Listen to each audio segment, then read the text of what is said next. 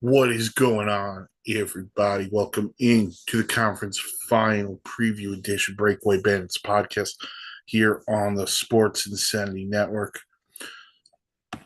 I am Mike Rifkin. Hope everyone is doing well on this fine May afternoon. So here we are. We're down to the final four, conference final time. This episode, we're going to preview the conference final. We will also recap the second round in a little bit. What's next in Toronto and Vegas and Winnipeg and Washington. We'll get into all that. We're going to get into the new bench bosses in Vancouver and Philly. But let's get started with the conference finals. Those begin tonight. The Eastern Conference Final pitting the defending Cup champs, the Florida Panthers, against the Carolina Hurricanes. The Panthers coming off of a Game 7 win Sunday night over the Toronto Maple Leafs, while Carolina dispatched the Washington Capitals in, I believe, five games. And that was after the Capitals, after the Hurricanes had beaten the Devils in the first round, and the Panthers took care of their in-state rival, the Tampa Bay Lightning. This is a rematch of the Eastern Conference Final from 2 years ago. For Florida, it's their third straight conference final. And they swept Carolina 2 years ago. All those games were decided by one goal. Remember, afterwards, Rod Brind'Amour said it could have gone either way. So he wasn't wrong with every game being decided by one goal. So that's where we're at right now when it comes to that series. That series starts tonight. It's a very interesting series because Carolina, I, well, I think Florida's the favorite, and rightfully so. They're the defending Cup champs. Carolina comes in, and I think Carolina's been the most, almost has been the most dominating team because if you look at how they played against the Devils, and we say, well, the Devils didn't have Jack Hughes, and Washington. For a lot of those players, it was their first time in the playoffs. But Carolina plays, they've been playing a different kind of game. They're still hard on you physically. I think they're using a lot of their speed has been very noticeable in these playoffs. Odd man rushes, stuff like that, the stretch pass. And I don't think we talk about enough about Carolina's backing, to be honest with you. Brent Burns has played very well in these playoffs. Jacob Slavin, I think he's been an unsung hero for a long time for the Carolina Hurricanes. Chatfield, who I don't think is going to play because he's been hurt, but they brought in this big Russian kid who didn't look that lost to me the first round in the last game against Washington. Sorry about that. So their defense is very mobile. They love to get in on the offense as well, as does the Florida defense. With Ekblad, Seth Jones had a great Game 7 against Toronto. And then the two goalies have been awesome in the playoffs. Bob, 8-4 with a 2.31 goals against and a 901 save percentage. And then Freddie Anderson, I think, has been awesome. 7-2 with a 136 goals against, 937 save percentage. We've always asked the question of what a healthy Freddie Anderson could look like in the playoffs. We're getting our answer this year. He's been really good. And then it comes down to, special teams are always going to be a factor. But it's always those unsung heroes, those third and fourth line players. I'm intrigued on how Rod Brind'Amour is going to try to match up against Barkov. Does he use Jordan Staal against Barkov? Try to get Barkov away from Sebastian Aho. And then you got that third line in Florida that was their best line, I thought, in Game 7. Marchand, Luosterainen, and Lindell. Those guys have been phenomenal. They were really good in that second round against Toronto. I would say this. I think if Florida Florida's so good. They just find ways, and they were dominant games 5 and 7 against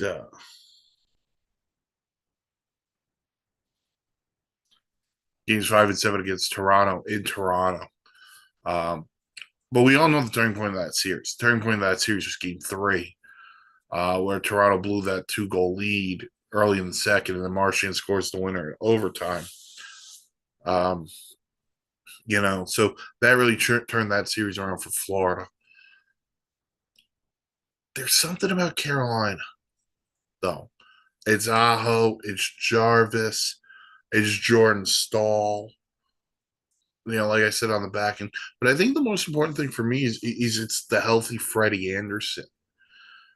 And this series is going to come down to I think special teams is going to play a big role. The Canes special teams have been awesome this playoffs. Their PK is 28 for 30. It's 93.3%. And their power play is clicking at 28.1. They're 9 for 32. So they're going to have to find a way. If you're Florida, you have to find a way to be disciplined. And we all know, Sam Bennett's going to run around. And Matthew Tkachuk just doesn't look healthy. But his presence is important to that team. I think this is a very interesting series. I don't think you're going to see a sweep either way this time around. I actually like Carolina. They were my preseason pick to come out of the East. I'm going to stick with it. I'm going to go Canes in 6. I wouldn't be shocked if it's Canes in 7, to be honest with you. I think this is going to be a phenomenal series. I think this is going to be a physical series, heavy series. And I think both these teams deserve a ton of credit for what they've done so far in the playoffs. For Florida, they're looking for their third straight trip to the Cup final. So Carolina, I'm going to go 6. Well, don't be surprised if it's 7. But I think Carolina's going to take this series. Then we got the Western Conference Final, which is a rematch of last year with the Oilers and the Dallas Stars. The Oilers dispatched the Vegas Golden Knights in 5 games, while the Stars eliminated the President's Trophy winning Winnipeg Jets in 6 games. Last year, the Oilers won this series in 6 games. But a big story in that series, I thought, was the special teams. The Stars went 0 for 14 on the power play in that series against Edmonton, while Edmonton went 4 for 11. And here's going to be the key for Dallas. Don't try to play Edmonton's game. Do not. Stay to who you've been. And I think that's been important to Dallas. And I think the most important thing also for Dallas, they're getting healthy. Well, actually, both these teams have gotten healthy.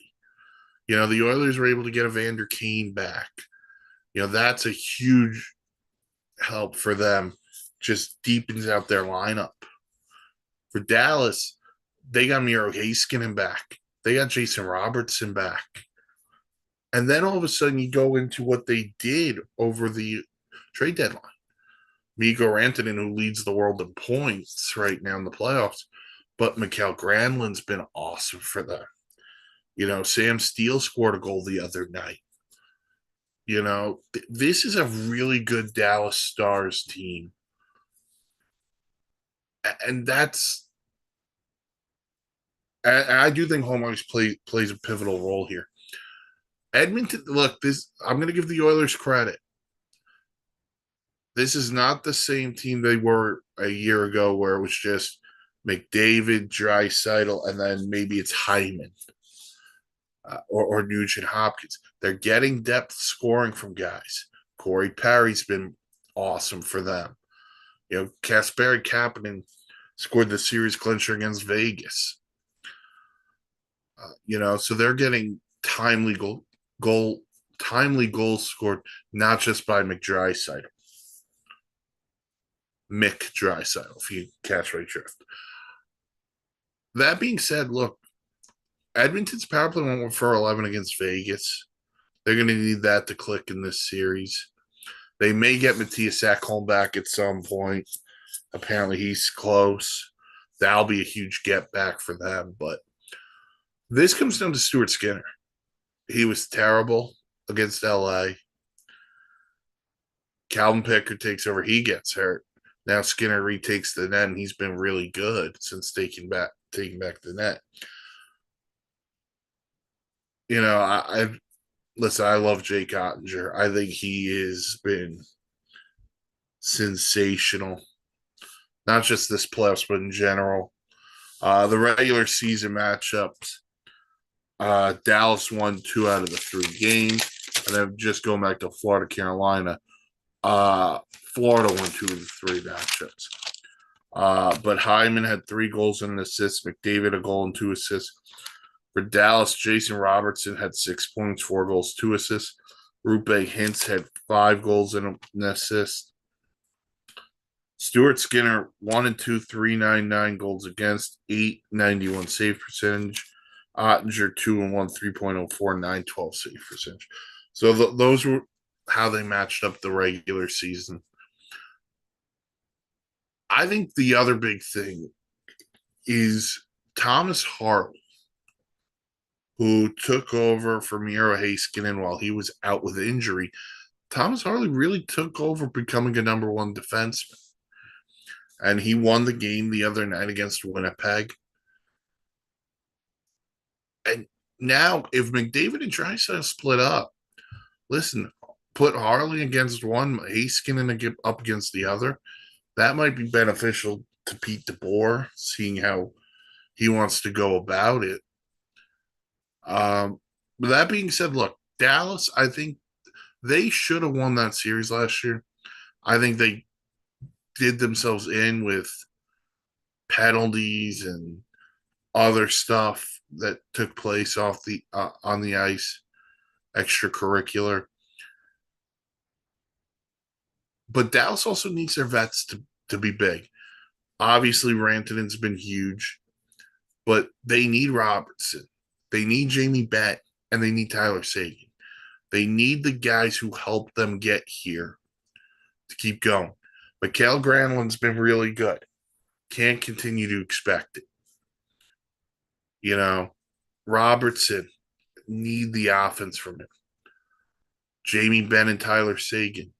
Even if it's not scoring goals, offensive zone time, draw some penalties. Jamie Benn start a ruckus in front of the net.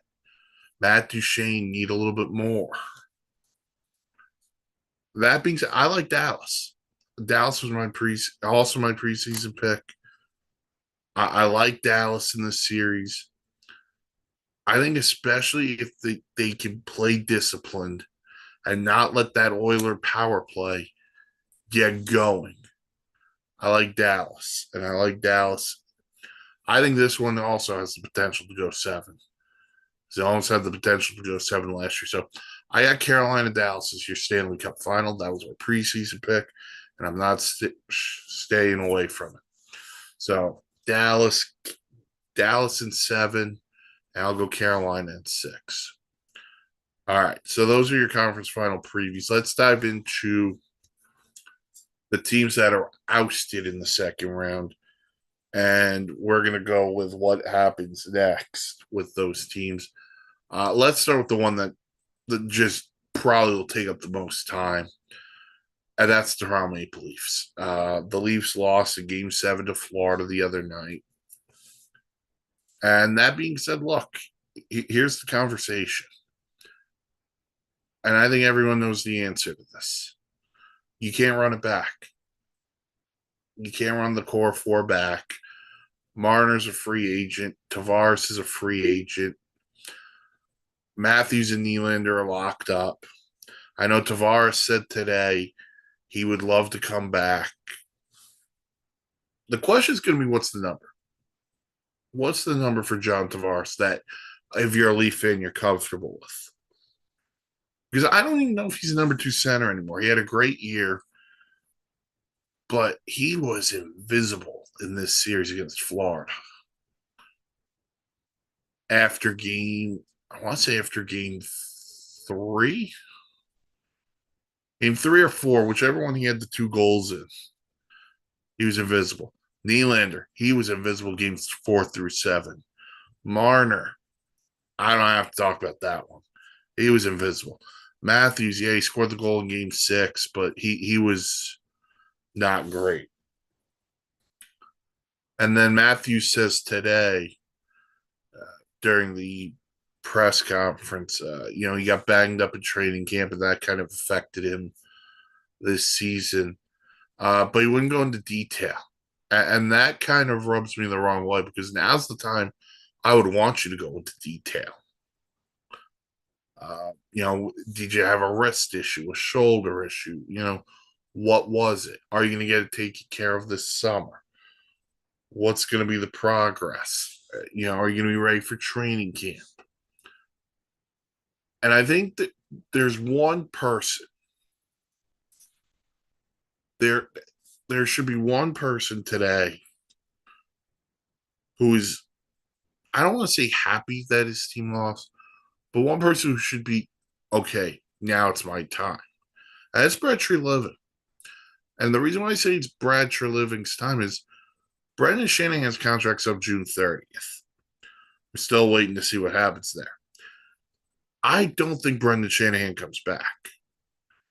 And that would mean Brad Treliving gets to build this team the way he wants to, which means Marner's probably gone.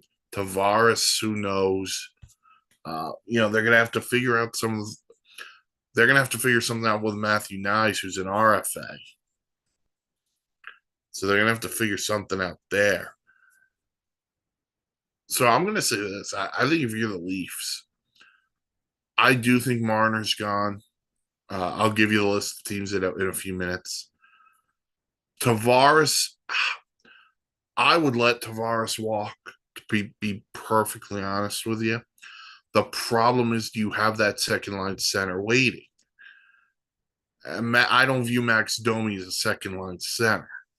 So you would have to make sure you're upgrading that position. But if the number is 4 million, maybe 5, I might have to consider it. I think there's one other guy you can move off of. And I thought he was not good in the series against Florida. I think you got to take calls on Morgan Riley. I think you've got to start. You can't keep running this thing back. And everyone calls it the core 4 plus Morgan Riley. And as much as I like Morgan Riley, I think he's a very good defenseman. I think there's a lot in that tank left. And the other piece of that is, if I'm Treliving, if I'm Craig Berube, I look around and I go, you know what? A shakeup here is not the worst thing in the world because this team is not that far off.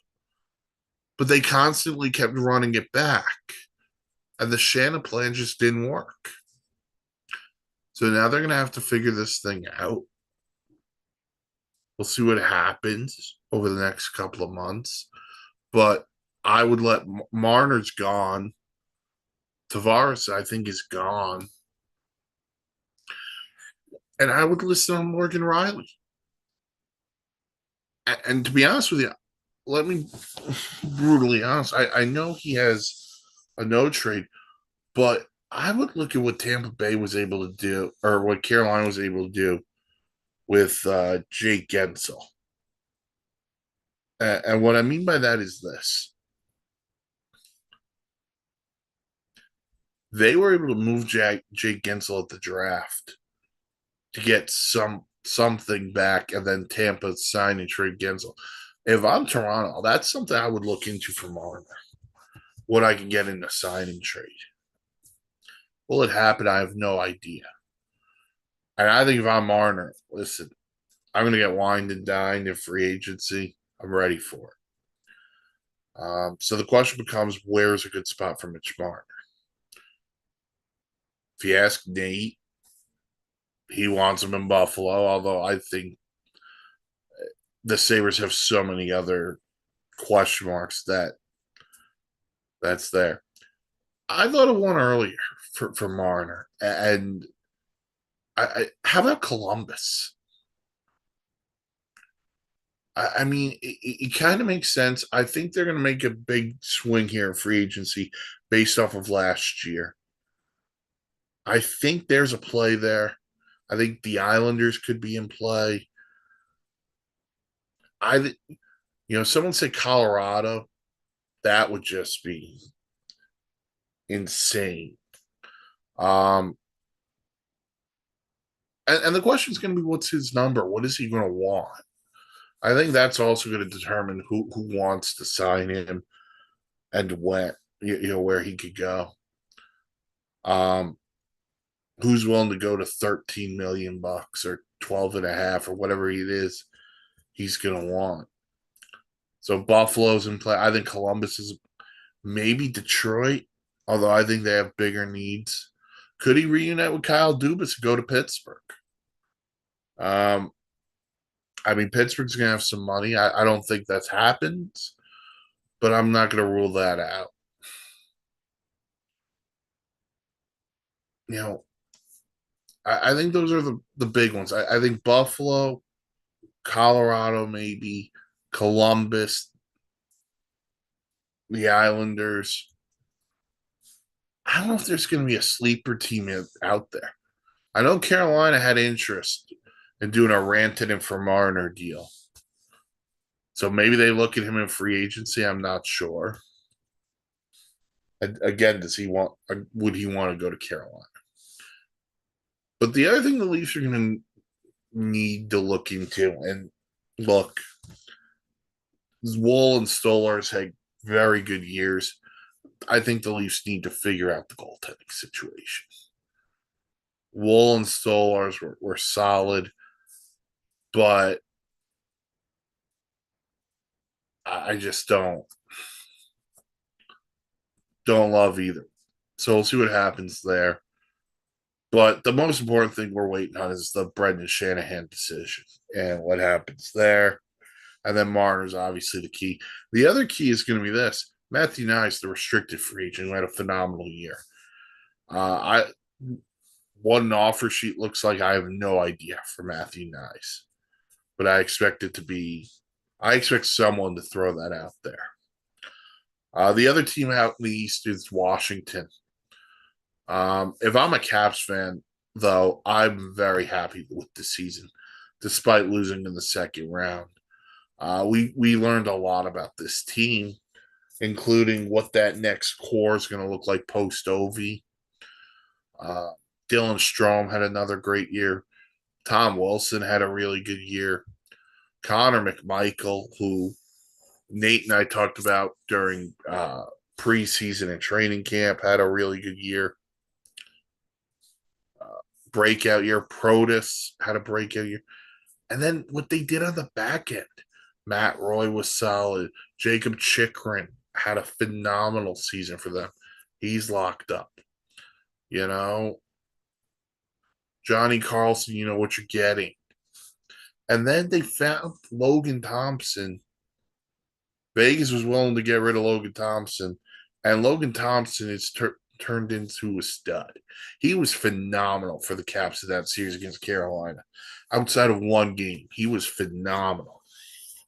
And obviously, Ovi's coming back. He broke the record, but he's coming back.